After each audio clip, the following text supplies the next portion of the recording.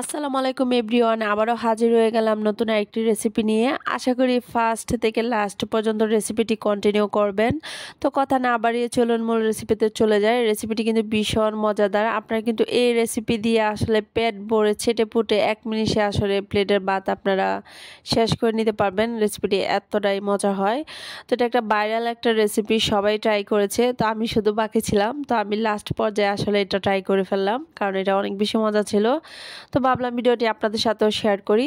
তো আপনারা অবশ্যই পুরো ভিডিওটি না টেনে দেখবেন। তো ফার্স্টে এটা তৈরি করার জন্য আমার এখানে মাছ লাগবে। আমি এখানে আইড় মাছ নিয়েছি। তো মাছটাকে প্রথমে লবণ এবং হলুদ দিয়ে আর এখানে সামান্য পরিমাণে লেবুর রস দিয়ে নিয়েছি, তাতে করে মাছের মধ্যে যে একটা এক্সট্রা গন্ধ থাকে সেটা আসলে দূর হয়ে যাবে। তো দিয়ে খুব ভালো করে এটাকে মেখে নিচ্ছিলাম, আর সাথে অবশ্যই কিছু আলু নিতে হবে। তো আলুগুলোকে একদমই পাতলা পাতলা করে কেটে নিয়েছি, যেহেতু এটা মাছের সাথে আসলে ফ্রাই করে নিব। তো আলুগুলোকে চিকন করে কেটে নেবেন, আর অবশ্যই সাথে কিছু রসুনের কোয়া নিয়ে নেবেন। তো সবগুলোকে এখন চলে যাব ভাজার জন্য। আপনারা অবশ্যই রেসিপিটি না টেনে দেখবেন, খুবই মজাদার রেসিপি আসলে। তো এই পর্যায়ে ফ্রাই প্যানে তেল দিয়ে নিয়েছি। তো তেলটা গরম হয়ে গেলে তার মধ্যে সব কিছুই দিয়ে নিব।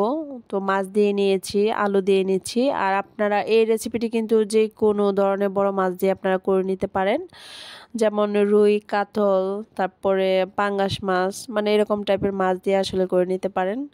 তো মাছটাকে একদমই ভাজা ভাজা করে ভেজে নিব, আর সাথে আলুগুলোকে একদমই ভেজে নিব। তো একদমই লাল করে ভেজে নিব, আপনারা দেখে কিন্তু বুঝতে পারছেন।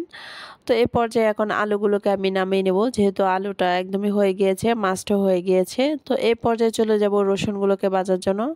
তো এই পর্যায়ে আমি কিছু রসুন ভেজে নিব, আর শুকনো মরিচ ভেজে নিচ্ছি। তো আপনারা চাইলে এখানে পেঁয়াজ কুচিটাকেও ভেজে নিতে পারেন। তো আজকে আমি পেঁয়াজটাকে আসলে কাঁচাই দিব, ভেজে দেব না।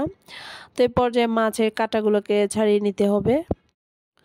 তো এই পর্যায়ে আইল মাছের কাঁটাগুলোকে ছাড়িয়ে নিচ্ছিলাম, আর এই মাছের আসলে তেমন একটা কাটা হয় না। তো এই পর্যায়ে রসুনগুলোকে হাত দিয়ে ডলে নেব, আর শুকনো মরিচ নিয়েছি আমি এখানে আমার পরিমাণ মতো করে। যদি আসলে সবগুলো আমি এখানে দেই নাই, কিছু মরিচ উঠিয়ে রেখেছি, কারণ সবগুলো দিলে অনেক বেশি ঝাল হয়ে যাবে। তো আপনারা আপনাদের পছন্দ মতো জাল দিয়ে নিতে পারেন। তো এই পর্যায়ে আলুগুলোকে হাত দিয়ে ডলে একদমই মিহি করে নেব, আপনারা দেখে বুঝতে পারছেন। তারপর সব কিছু হাত দিয়ে সাথে সবগুলোকে মিক্স করে নেব, আর সাথে এখানে আমি পেঁয়াজ কুচি দিয়ে নিচ্ছি। আর অবশ্যই লবণটা আপনারা আপনাদের পরিমাণ মতো করে দিয়ে নেবেন। আমি যেহেতু ফার্স্টে লবণ দিয়ে মাছটাকে ভেজেছিলাম, তো এই পর্যায়ে আসলে লবণের প্রয়োজন হয় নাই, কারণ সবগুলোতে আমি লবণ দিয়েছিলাম প্রথমে।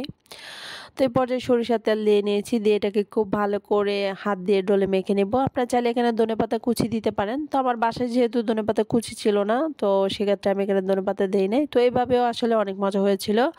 তো কেমন হয়েছে মজাদার আলু মাছের ভর্তাটি অবশ্যই কমেন্টস করে জানাবেন।